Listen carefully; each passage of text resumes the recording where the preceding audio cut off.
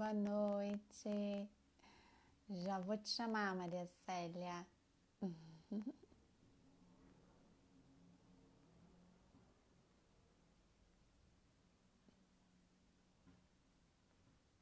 Boa noite, sejam todas muito bem-vindas. Tô aguardando a Maria Célia entrar. Oi, Rose, tudo bem, querida?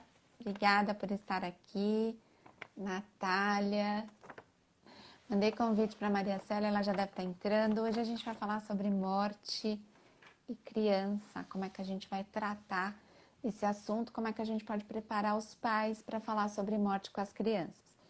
Vocês podem colocar as perguntas de vocês aqui nos comentários e eu e a Maria Célia a gente vai respondendo no decorrer do nosso bate-papo, tá bom? Deixa eu ver, cadê a Maria Célia? Convidado, cadê você?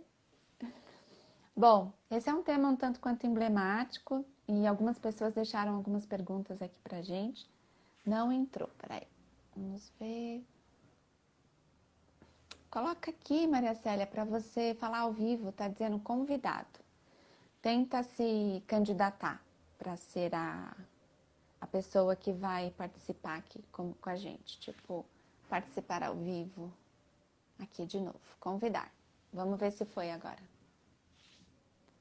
Dá uma olhadinha aí. Olá! Oi, tudo bem? Seja bem-vinda. Tudo bem? Muito obrigada Obrigada. por estar aqui falando sobre morte, sobre luto e criança, né, Maria Célia? Um assunto tão importante aí É, da gente tratar na atualidade. Maria Célia é minha colega de profissão, também é psicóloga, nós somos colegas de curso, né, Maria Célia? Eu tô aqui em São Paulo, ela não, ela exato. vai contar um pouquinho dela pra gente, mas nós estamos bem distantes uma da outra geograficamente. Conta um pouquinho de você, Maria Célia. Então, eu sou a Maria Célia, moro em Criciúma, sou paranaense, mas moro aqui no estado de Santa Catarina, no sul de Santa Catarina, em Criciúma.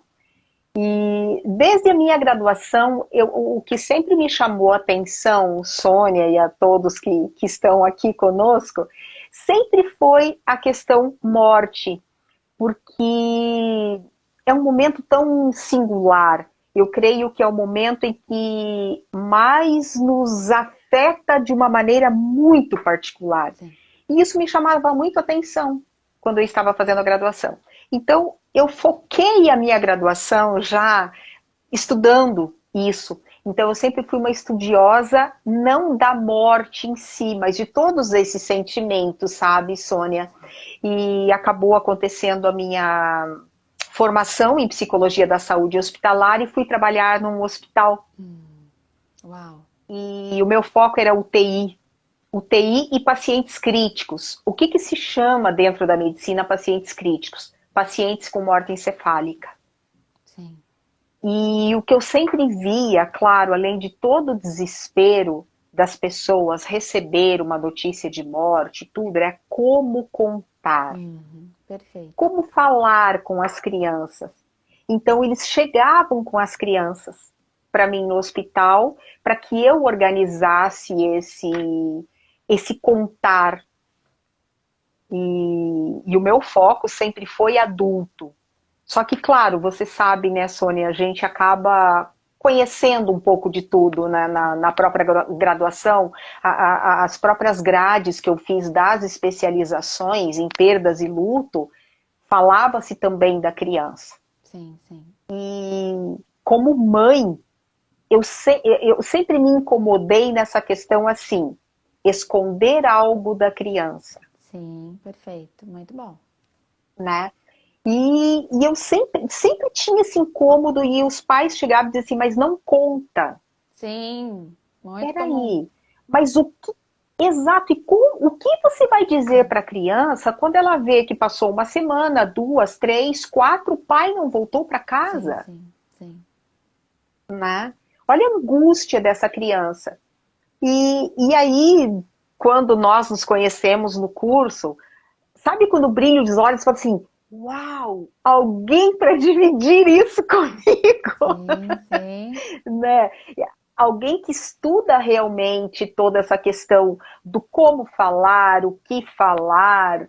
Então, foi assim, bah, encaixou com aquilo que realmente eu já estudei, estudo, e tu sempre me aprofundando nisso, né, Sônia? Uhum. Em como falar sobre a morte, como desmistificar esta morte, Sim. A gente tem um né? tabu Porque enorme, né, com relação ao tema. é, É muito doloroso para o próprio adulto tratar do tema, lidar, encarar com o tema. E o é, adulto, às vezes por falta de informação, às vezes simplesmente por reproduzir aquilo que foi feito com ele, acaba inventando uma história, omitindo a criança, porque a criança ela não pode sofrer. Esse é um ponto interessante, né, Maria Célia? Porque das pesquisas e dos estudos que eu já fiz com relação a luto é. e morte, há um romantismo com relação à infância, como se infância fosse blindada de sofrimento. E pelo contrário, a infância ela é uma fase cheia de medos, com muita ansiedade, com muita obscuridade, com muita mentira, inclusive. E a criança muito esperta, Uhum. muito inteligente, ela vai sacando essas mentiras. E esse é um ponto muito importante porque a criança começa a deixar de confiar naquilo que o adulto está contando para ela. Quando ela começa a perceber que aquilo que está sendo contado não está fazendo tanto sentido, ela vai buscar outras Uhum. explicações. Então, o quanto é importante Sim, permitir que a criança passe por esse processo de luto, né? Que a criança tenha o direito de viver esse processo de luto. E aí eu vou te fazer uma pergunta. Tem aqui algumas perguntas que o pessoal deixou nos comentários aqui pra gente. sim. A primeira é uma pergunta que sempre vem recorrentemente, no caso de um velório. Tem um velório, digamos que seja uma avó, um tio, uma pessoa que ela conhece. E o velório já foi visto como um lugar que não é um lugar para criança. Velório não é lugar para criança. E isso também vem sendo desmistificado. Como é que é isso, Maria É. Célia? A gente leva a criança para o velório, não leva? O que você tem para contar para a gente a respeito disso? Assim, ó, Sônia, pensando na questão do concreto, que a criança precisa até, somando a essa fala que você falou sobre as verdades e mentiras, e trazendo toda essa questão que nós estamos vivendo hoje, né? Talvez vocês pensem que eu estou fazendo uma volta, mas vocês vão ver que eu vou chegar lá. Pensa numa criança, pensa em nós adultos, tá? Que de repente uma pessoa nunca mais apareceu na nossa vida, era a pessoa do nosso convívio, ela nunca mais apareceu. Você não sabe mais dela, você não sabe se morreu, se está viva, se foi embora. Vai sempre ficar aquela esperança, pensando em nós adultos, Sim, sempre a sensação de que nós vamos ver, porque nós precisamos do concreto. Imagina uma criança que já tem toda uma cabecinha fantasiosa perder este concreto, sim. né? Precisa do concreto. E aí eu penso o quão vai fazer falta para nós esse concreto pós-pandemia. Sim. Muitas pessoas, muitas famílias não enterraram os seus mortos, Uhum. não velaram, não viram, então não tem essa parte do concreto, né, Sônia? Então eu me preocupo muito, porque o que eu vejo do não permitir que essas crianças participem deste processo? Eu vejo hoje muitos adultos no consultório vivendo situações daquela criança presa lá naquele luto que não viveu, que não se despediu e que desenvolvem transtornos emocionais, transtornos mentais a partir dessa falta de luto, Uhum. dessa falta de vivência no momento em que perdeu. Então, Maria Célia, só para a gente esclarecer aqui para quem está assistindo, é importante que a gente passe por esse processo de enlutamento, de dor, de tristeza, de certo É. sofrimento. Poupar, vamos falar um pouquinho desse poupar, né? Uma pessoa que não vive o Uhum. luto, que de repente não teve essa oportunidade ou que simplesmente entrou na fase da negação, que é fingir que está tudo bem, segurar a onda, fazer várias coisas, fingir que está feliz, se alimentar de coisas para não viver esse luto. O que você tem para dizer a respeito de pessoas que não conseguem viver o luto? essa fatura vem mais tarde? Bem, infelizmente ela vem. E ela cobra muito alto, sabe? O preço que ela cobra é muito alto. Eu sempre comento, eu gosto de trabalhar com analogias, não viver o luto ou não permitir que alguém viva o luto é como você ter uma pedra no sapato e anestesiar o pé. Você não vai sentir a dor, mas a pedra está ali fazendo um buraco. E o dia que você parar e tirar esse sapato, em que estado estará o teu pé? Você não sentiu a dor, Uma hora o mas efeito ela da estava ali. anestesia passa, né? Exatamente. Ótimo exemplo. E aí, que tamanho vai estar este buraco? Sim. E interessante, Sônia, que as pessoas que não vivenciam esse luto, até tive o ano passado uma mãe em que o filho sofreu um acidente, morreu e eles não contaram para ela. Nossa. Porque ele morava fora e ficou por isso mesmo. Meu Deus. Até que um dia ela pegou através, até nem sei exatamente como, não sei se foi rede social, alguma coisa, as fotos do carro do filho. Pensa no estrago que isso se tornou, porque ela foi poupada, ela não participou do velório do filho, ela não se despediu deste filho. E aí fica um trabalho muito difícil para que você consiga contornar essa situação, para que a pessoa consiga seguir em frente. É até desrespeitoso, né, com a pessoa. Você não deu a pessoa o Exato. direito de viver aquilo. Exato. E daí, se tratando de crianças, quando você não fala sobre a morte, sobre o luto de uma maneira natural para aquela criança, isso não cria nela a aprendizagem da resiliência. Olha que lindo. Que o que é? Nada mais é do que você ir enfrentando, entre aspas, os seus fantasmas e ir adquirindo maneiras de você evoluir com aquilo. Sim. Sim. Na Né? questão do velório, né, Maria Célia, é claro que isso vai depender da idade da criança, tipo um bebezinho que não Sim. entende muito o que está acontecendo.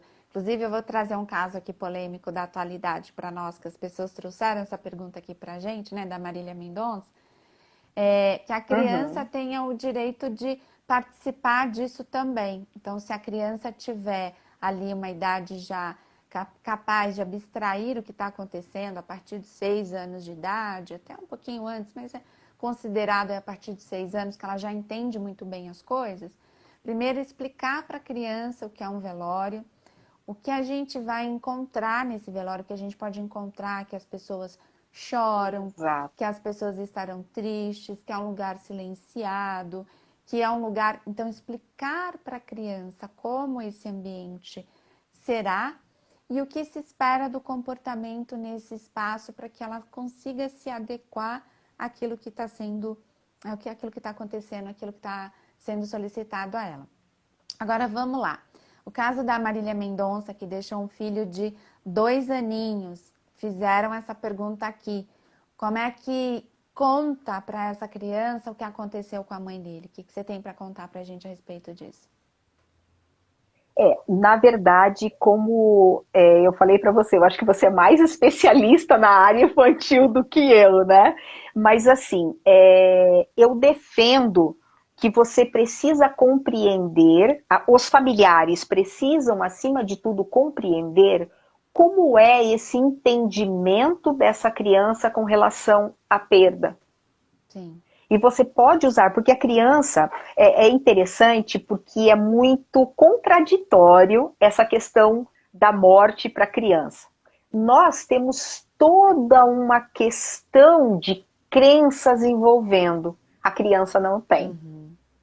Então a criança compreende, digamos assim, dependendo do suporte emocional que ela já tenha vivenciado, ela compreende de uma maneira mais simples. Sim. Show. Sabe? Então, quando você dá exemplos para a criança, se ela já vivenciou a perda de um brinquedo, a perda de um animal de estimação. Tu precisas conhecer o quanto essa criança sabe sobre a morte, sobre o não ter mais algo, né? Sim, E em cima disso você vai trabalhar, sim, sim. né? E a criança, eu sempre falo que quando se fala de morte, a criança ela precisa ser informada pontual, sabe? De o que que eu estou querendo dizer, o que que é esse pontual? É explicar exatamente aquilo que a criança precisa saber. Não é dar explicações científicas e filosóficas a respeito daquilo, Sim, sim. né? É do tipo, lembra aquele brinquedo teu que não tem mais? É mais ou menos assim, é de uma maneira simples e pontual. Eu acho isso Só super que, bacana. assim, Mas a criança de 2 anos, né, Maria Célia, que eu fico pensando que uma criança de 2 anos com uma mãe que viaja para lá e para cá, que ela já está acostumada com essa é, mãe mais ausente, essa mãe que ausente, viaja, que está para lá e para cá. Então, quais são os questionamentos dessa criança com 2 anos de idade? Cadê a mamãe? Cadê a mamãe? Ela vai sentir uma certa saudade, uma certa falta, mas com 2 anos de idade ela não tem esse sistema de compreensão de abstração, né? Então é exato, uma criança que aos poucos essa figura materna ela vai cair no esquecimento, porque com 2 anos a memória, né, ela vai ficando muito no passado, muito para trás. E aí algumas pessoas se preocupam com relação a, mas essa criança ela vai crescer sem mãe, ela não vai ter contato com a mãe, essa figura é tão importante para ela, né? E aí na psicologia a gente sabe que existem várias outras figuras que exercem o papel do materno na vida da é, pessoa, que pode ser uma avó, que pode ser uma tia, que pode ser a babá, que pode ser uma madrasta. Então que há uma espécie de substituição, porque a mãe nunca será substituída, mas a criança acaba buscando essa referência de maternagem numa outra exato. figura feminina, mas de não vir com um discurso pronto, um discurso muito pesado para uma criança de 2 anos.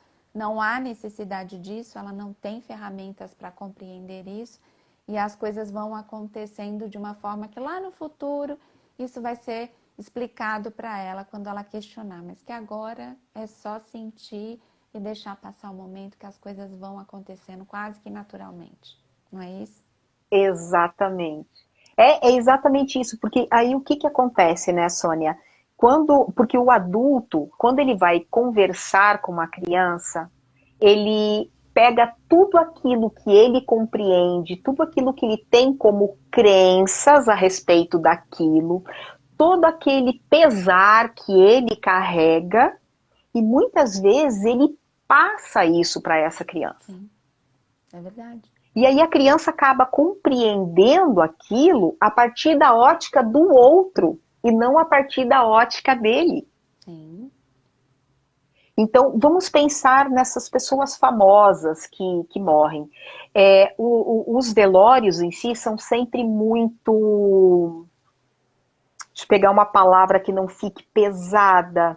São sempre muito carregados de emoção, sempre muito exacerbados, muito alterados, vamos colocar assim, né? Pessoas que gritam, que choram, e isso é natural, tem pessoas que têm essa necessidade. Só que como que essa criança vai compreender isso? Porque a criança nessa idade, ela compreende que se chorou é porque tem algo ruim. sim, Porque é como ela se conecta com o ambiente, sim, né? sim. Eu choro para demonstrar que não tem algo legal acontecendo comigo. Se você expõe essa criança a algo muito exacerbado dessa forma, muito presente dessa forma, a maneira que ela vai compreender pode gerar alguns danos, sim, também, né? Agora me diz uma coisa, Maria Célia, a gente está aí com o retorno às aulas 100% presenciais, a questão da Covid é algo presente ainda na nossa sociedade. Muitas pessoas tiveram parentes e conhecidos aí vítimas fatais dessa pandemia. Como é que as escolas podem, de repente, se preparar para auxiliar melhor as crianças? Existe alguma forma da gente auxiliar essas crianças nesse momento? Eu acredito que sim. Primeiro de tudo, conhecendo quem foram as crianças afetadas com a perda, né? Porque o conhecer, o saber quem foram as crianças afetadas, de alguma maneira já favorece com que você faça um acolhimento para as crianças que perderam e façam também um acolhimento de uma maneira diferente no sentido de levar a compreensão para aqueles que não perderam. Sim, é Porque fundamental. se você Exato, porque se você não sabe quem perdeu, a criança que perdeu, até vou usar o exemplo, eu tenho 2 netos, um de 9 anos, e a gente está sempre conversando sobre a morte. Ele compreende de uma maneira natural que isso vai acontecer, né? Tanto que até é muito engraçado que uma vez ele estava falando com a minha mãe, que tem 90 anos, ele foi e falou assim, vizinha, você tá muito velhinha, né? E geralmente, quando a pessoa fica velhinha, ela, ó, morre. Oh, meu Deus! Aí a minha mãe, é isso mesmo? Então, não é banalizar a morte, mas é compreender que isso faz parte da vida, Sim, né? E ele voltou às aulas e um coleguinha dele, amiguinho muito próximo, o pai tinha morrido. E ele, como ele sabia, porque daí eles foram no velório e tudo, o meu neto não foi, mas a minha nora foi.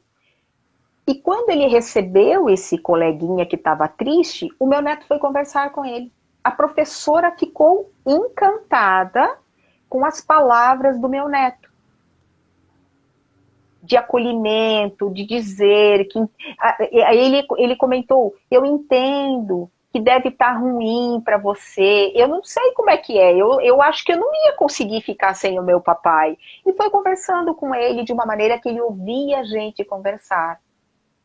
Então isso não é adultizar uma criança, mas é que ele compreenda que a morte sim traz dores, a morte sim traz tristeza, mas é algo que a gente não consegue dominar e nem evitar. esse é um projeto bem interessante, inclusive nas escolas, né, Maria Célia, que é de identificar sentimentos. Você é psicóloga, eu sou psicóloga, e eu encontro adultos que não conseguem identificar esses sentimentos. Será que eu estou frustrado? Será que eu estou alegre? Será que eu estou com raiva? O que é que eu estou sentindo? E as escolas, inclusive na escola do meu filho, já tem um trabalho para identificar as habilidades socioemocionais, desenvolver as habilidades socioemocionais e de fazer esse estudo de emoções, é conseguir identificar essas emoções, né? E dentro desse projeto, seria muito interessante que tivesse também, eu acredito que as escolas estejam cuidando disso, que é cuidar do projeto de morte, do projeto de luto, de como que os pais podem preparar as crianças melhor para lidar com isso, né? Sim, Acho que o que você trouxe é muito exatamente. significativo, porque assim, como é que a gente lida com a morte? Como uma coisa natural, como uma coisa trágica, como uma coisa muito ruim, e às vezes é realmente dependendo da forma como Sim, acontece, mas é fundamental, né, que os pais se preparem para conseguir preparar os filhos. Então, às vezes, o baque é, ele é muito forte para o adulto, mas o adulto, a partir do momento que ele decide ter filho, decide ser pai, decide ser mãe, ele precisa começar a se preparar para ser o suporte dessa criança em vários aspectos, exato. inclusive neste, né? Então, é buscar informação de uma forma que você consiga ser o apoio dessa criança. Então, uma coisa muito linda que eu aprendi, Maria Célia, de se dizer para as crianças nesse momento difícil, é que de repente faleceu ali uma pessoa muito próxima, a criança está sofrendo, mas que a gente possa dizer para ela que assim, eu tô aqui do seu lado. Exato. Você pode contar É comigo. permitido sofrer, É né? permitido sofrer e eu tô aqui do seu lado. Porque há esse medo de solidão e de abandono, porque a morte ela pode chegar a qualquer momento e pode levar qualquer um. Mas neste Sim, momento de sofrimento, eu estou aqui do seu lado. Pode chorar, eu estou aqui, você pode chorar, eu vou ficar aqui com você. Isso, isso vai passar em algum momento, mas eu estou aqui com você e a gente vai junto passar por isso. É que a criança, assim como qualquer adulto, não se sinta sozinho, porque esse é um dos maiores medos exato. do ser humano, né? É a solidão e o quanto o ser humano sofre com a solidão e o quanto a solidão pode ser assustadora. Então a criança ela sente essa necessidade de acolhimento e de respeito. A Rose colocou aqui, né? E isso Exato. é tão fofo, é tão lindo, é tão gostoso de ouvir que a gente precisa compartilhar isso com as mães que estão ouvindo aqui com a gente, os pais também. E não só para a criança. Eu já vivenciei situações em que, depois de tudo passado, a pessoa veio e falou assim: a coisa mais importante que você fez por mim foi no momento em que você pegou a minha mão, olhou nos meus olhos e falou: eu estou aqui contigo. Isso é fundamental. Eu não falei nada mais, eu só fiz isso. Isso também é bem importante, porque às vezes as pessoas não sabem o que dizer nesse momento, né? É, Então, os meus pêsames, tem gente que não gosta dessa expressão, acha isso muito pesado, as pessoas às vezes travam. Eu atendo adultos que dizem, Sônia, não sei o que dizer, e às vezes a gente não sabe mesmo, não consegue é. dizer. Mas estar ali, pegar na mão da pessoa, dar um abraço, ficar por perto, oferecer um café, oferecer uma água, é uma forma de dizer, ó, tô aqui, conta comigo, Exato. eu vou te dar essa força. Ou até mesmo dizer, né? Conta comigo, Conta comigo, estou com estou você, com você. né? E isso já faz toda a diferença, né, Sônia? Maria Célia, eu queria que você falasse um pouquinho sobre as diferentes formas de luto. Você trouxe aqui uma questão da resiliência, que eu acho que é muito importante. A gente está falando da morte, da vida, mas que a gente passa Isso, por diferentes lutos nessa vida. Fala sim. um pouquinho sobre isso, acho que isso é bem legal.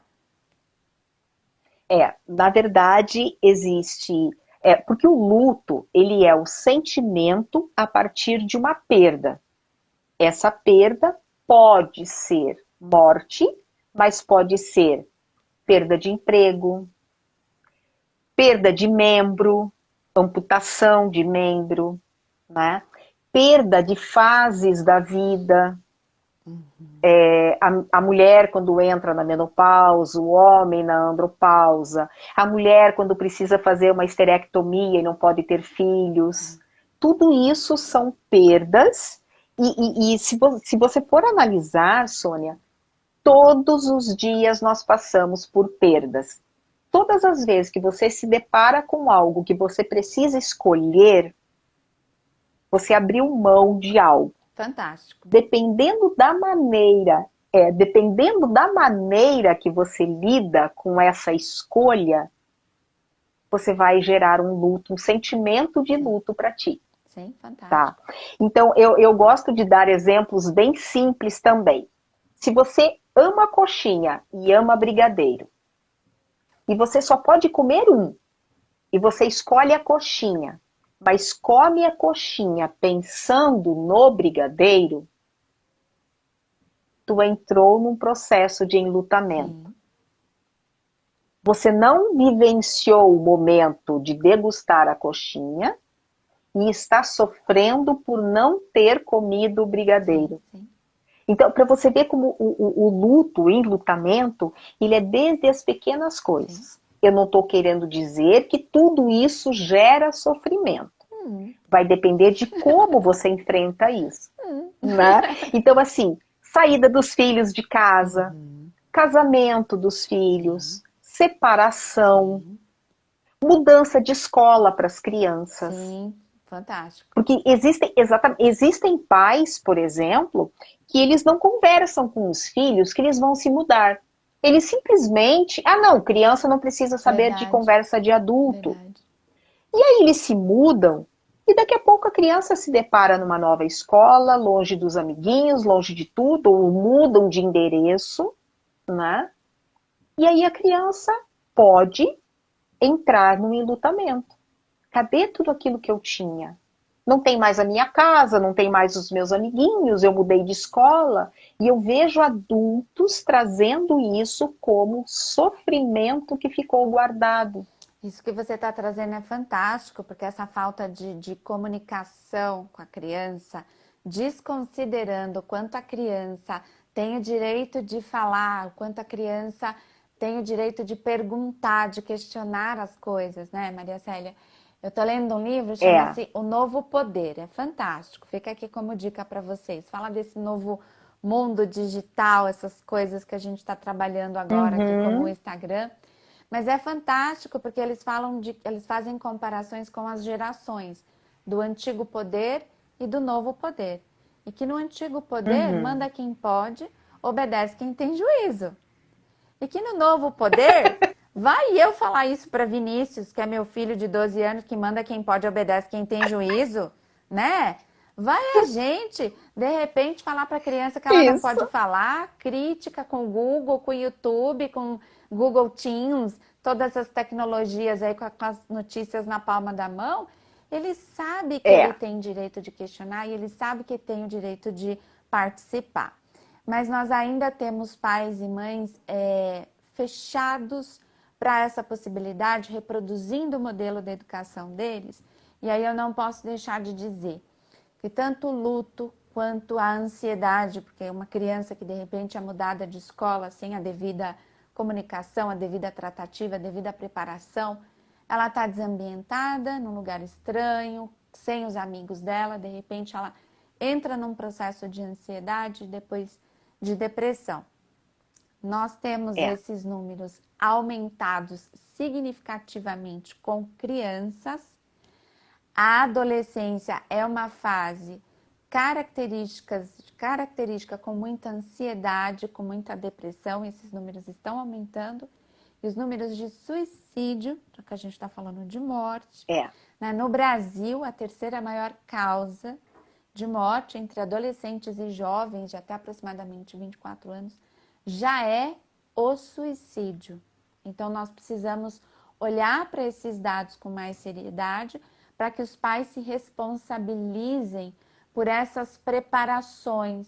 As crianças elas estão se sentindo tão perdidas, tão assustadas com o mundo, que o suicídio passou a ser uma opção, uma decisão presente e uma decisão Uhum. radical de muito sofrimento para todo mundo, inclusive para a criança que comete suicídio, e que às vezes, por essa falha na comunicação, por não considerar o direito da criança, por não considerar o quanto a criança tem sentimentos, ela também é afetada por mudança de bairro, mudança de escola, mudança de coisas que vão acontecendo na vida, a É. criança pode responder dessa maneira um tanto quanto depressiva, né? E é importante, Sônia, pegando um gancho nisso que você está falando, é importante sempre nós fazermos o exercício de nos colocar no papel dessa criança. Imagina, de repente, do nada, nós somos tirados deste mundo e levados para um mundo onde nós não conhecemos ninguém, nós não falamos a linguagem dessa pessoa, de culturas diferentes, de tudo diferente, e estamos sozinhos ali. Como nos sentiríamos? Como queríamos reagir? Sim. Porque a criança, ela não, muitas vezes, ela não domina as emoções, como você disse há pouco, e ela transfere aquilo para a raiva. Ela começa a ficar rebelde, começa a ficar com raiva das coisas, brigar, bater, morder, porque é uma maneira que ela tem de colocar aquilo que ela não sabe o que é, ela não sabe nomear aquilo. Ela sabe que tem alguma coisa muito estranha acontecendo com ela, mas muitas vezes ela não consegue nomear. Sim. E essa questão que você estava falando ali também do suicídio, e até dar uma live só sobre isso, Fantástico, muito né? bom. Manda pra gente aqui para Pois compartilhar. é. Então, vamos falar sobre isso depois. O suicídio, ele causa nas pessoas que ficam. Aliás, a própria morte já nos deixa com a sensação de que nós poderíamos ter evitado. É verdade. A morte traz a questão do se. Se eu tivesse levado no médico, se eu não tivesse levado, Verdade. se eu tivesse feito isso, se eu tivesse feito aquilo. Imagina de uma morte que nós não poderíamos, em possibilidade nenhuma, evitar. Perfeito. Agora, você imagina num caso de suicídio que, teoricamente, você conseguiria evitar. Se tivesse um bom acolhimento, se tivesse um bom tratamento, pode ser. Por que eu digo pode ser? Porque pode ser que não. Pode ser que a pessoa tenha o melhor tratamento, o melhor atendimento, o melhor acolhimento e ela não consegue sair disso. Sim. Né? Mas você imagina numa situação dessa que parece uma escolha, digamos assim. Sim. Como ficam as pessoas? Esses casos deixam, devastam completamente a família, às vezes a própria escola. Exato. A sala de aula da criança, do adolescente fica completamente afetada e há necessidade de se fazer um trabalho preventivo com relação a isso, urgentemente nas escolas. A gente precisa olhar para isso com muita atenção. Até mesmo porque, né, Sônia, as pessoas costumam colocar de uma maneira muito pejorativa ainda, infelizmente, depressão, Sim. ansiedade. Sim. Sim. Né? Ainda há aquela questão assim, separação entre mente e corpo. E aí eu deixo a pergunta para as pessoas que estão nos assistindo e que vão nos assistir.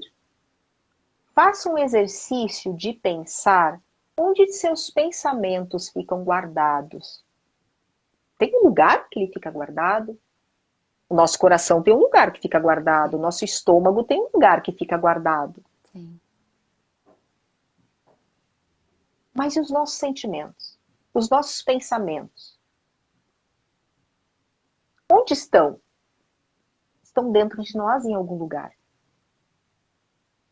Quem nunca se pegou com aquela cara assim, ó, pensando em algo gostoso? Quem nunca salivou pensando no prato predileto? Mas se você só estava pensando, como você salivou? Ou seja, não existe mente e corpo, é tudo conectado. Sim.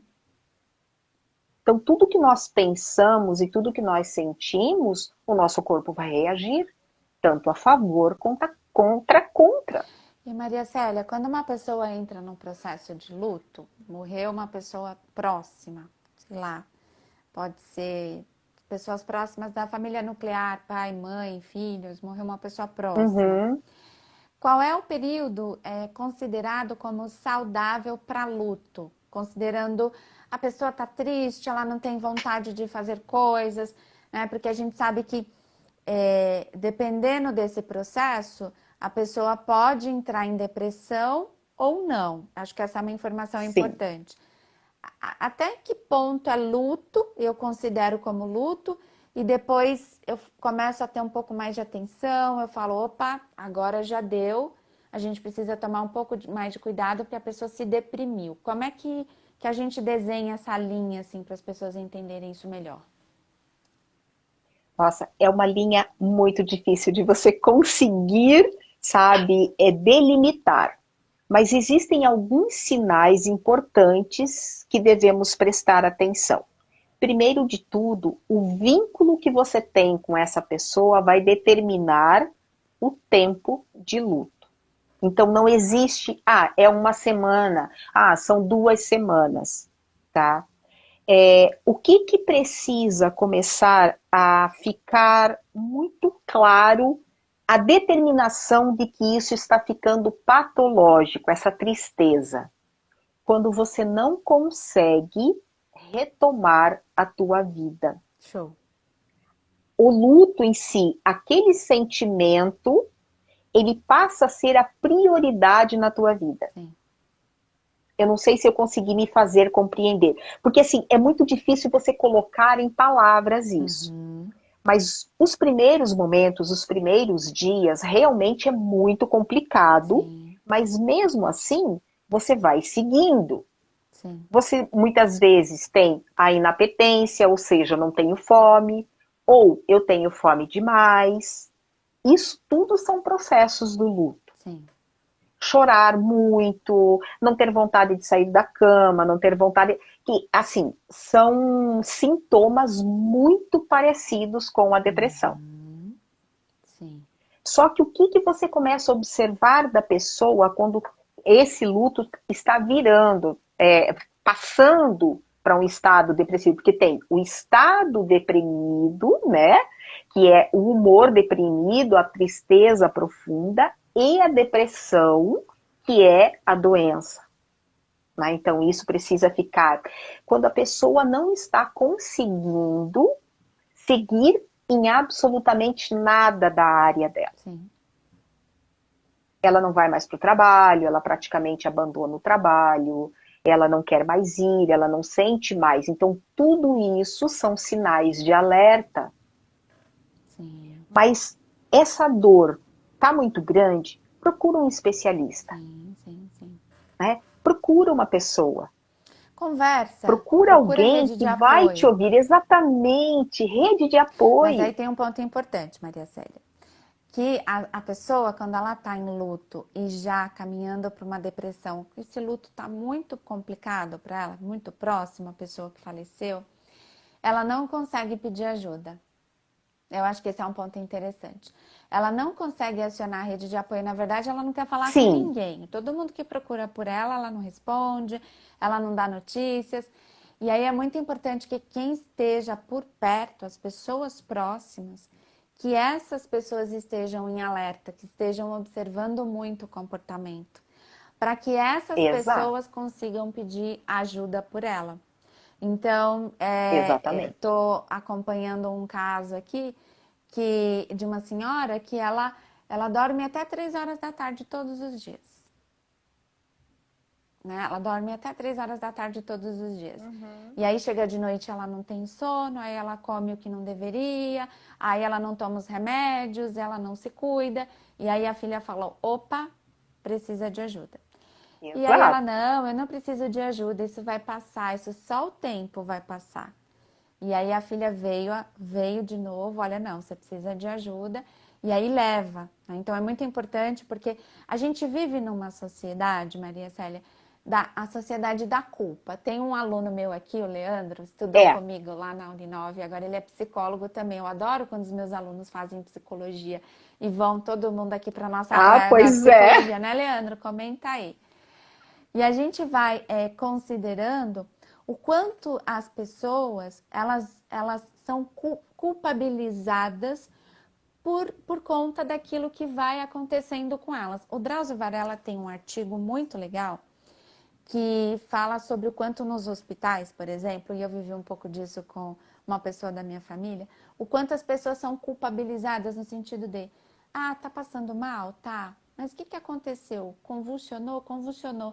Ah, deve ter bebido. Esse daí tem cara de quem bebe. Eu Uhum. escutei isso de enfermeiras, julgando a pessoa que estava lá desmaiada, passando mal, que não tem nem condição de dizer em que planeta está. Que quando uma pessoa recebe o diagnóstico de câncer de pulmão, logo vem alguém e diz assim: ah, mas também fumou, né? Fumava. Há uma culpabilização. E aí, quando a pessoa está doente, Isso. tanto o cigarro, quanto a bebida, quanto qualquer outro tipo de vício, há uma dificuldade da sociedade entender que tudo isso são doenças, né? Tanto é que o álcool já Exato. é classificado no CID como um alcoolismo, a pessoa é chamada de alcoolista, não alcoólatra, porque ela é Uhum. classificada como uma pessoa doente. O tabagismo é uma Sim. doença e qualquer outro tipo de vício. E às vezes eu percebo esse movimento também com a depressão, como você falou aqui no começo da nossa live, de que depressão é frescura, de que a pessoa tá assim porque Uhum. ela quer, ela tá em luto, mas ela também não faz nada para sair disso. E é muito importante que a gente conscientize as pessoas de que às vezes a pessoa não faz nada porque ela não tem condição de fazer por Exato. ela. E aí é muito importante que as pessoas que estejam próximas consigam ser essa rede de apoio e ajudar essa pessoa em luto, em depressão, ou uma pessoa que sofra com algum tipo de vício, né? Hoje eu usei a É. expressão em um dos meus atendimentos de uma filha julgando a mãe. Quem nunca, né? Quem nunca julgou a mãe? Ah, Ela pois está é. lá julgando a mãe. E aí eu disse para ela: você já parou para pensar que a sua mãe já foi criança e que a sua mãe também sofre e que ela também já sofreu muitas coisas que aconteceu na vida dela? Ela parou e falou: nossa, é mesmo. Então a gente vive numa sociedade que olha muito para o nosso umbigo, para a nossa É. necessidade e esquece de olhar para a necessidade do outro, para o sofrimento do outro, né? Então é importante tentar trabalhar essa empatia para que a gente fortaleça essa ideia na sociedade colaborativa de um ajudar o outro e menos culpa, menos, menos culpabilização Exato. um no outro, né, Maria Célia? Eu acho que esse é um ponto importante. Sim, e compreender acima de tudo, Sônia, que cada um sente de uma maneira muito particular. Sim, Você não tem como delimitar. Eu sempre comento, se nós estivermos em 10 pessoas e as 10 levarem uma martelada no dedo, na mesma intensidade, no mesmo dedo, cada um vai descrever de uma forma diferente, sim, né? E aí eu gosto de fazer também um exercício prático. Eu peço para que as pessoas tentem explicar para elas mesmas o sabor de um combaru. Alguém conhece? que isso? Alguém conhece A quem tá? fruta combaru. Alguém conhece o combaru? Alguém já comeu combaru? É uma fruta. É, Tenta explicar. O teu cérebro não consegue, porque ele não tem nenhuma conexão para fazer. E aí você dizer que aquela pessoa que está sofrendo, que está enlutada, é bobagem, ou levanta daí e faz, seria a mesma coisa que eu exigir que você me explicasse o sabor do combaru. sim, Não tem como, sim, sim, verdade. O né? Leandro colocou um Então comentário precisa aqui, Maria compreender. Célia. Ele coloca assim: Vamos ver. sabe que engraçado que bloqueamos a nossa infância e a nossa adolescência. E as dores são únicas, né? É bem bacana isso que você colocou, né, Leandro? Nós, como psicólogos, somos suspeitos, porque é na terapia que a gente vai resolver, vai curar essas dores da infância e da adolescência, né? A gente precisa resolver esses nós do passado para conseguir seguir em frente. E às vezes as pessoas não consideram isso não, faz como luto. Vamos varrer na sujeira a poeirinha assim para debaixo do tapete e vamos fingir que tá Exato. tudo bem, que a vida vai continuar numa boa. E não é assim. Uma hora a conta vem, né? Você começa a sentir necessidade de resgatar algumas histórias, de falar sobre sentimentos. Então, infância e adolescência são processos de transição, são processos com as suas dores, são processos com as suas alegrias e que precisam ser curados para que a gente consiga ser adultos mais felizes, mais saudáveis e principalmente que nós É. consigamos ser esses adultos de referência para as nossas crianças, né? Que a gente pare com essa reprodução de ansiedade, de depressão e de culpabilização que tanto tem na nossa sociedade.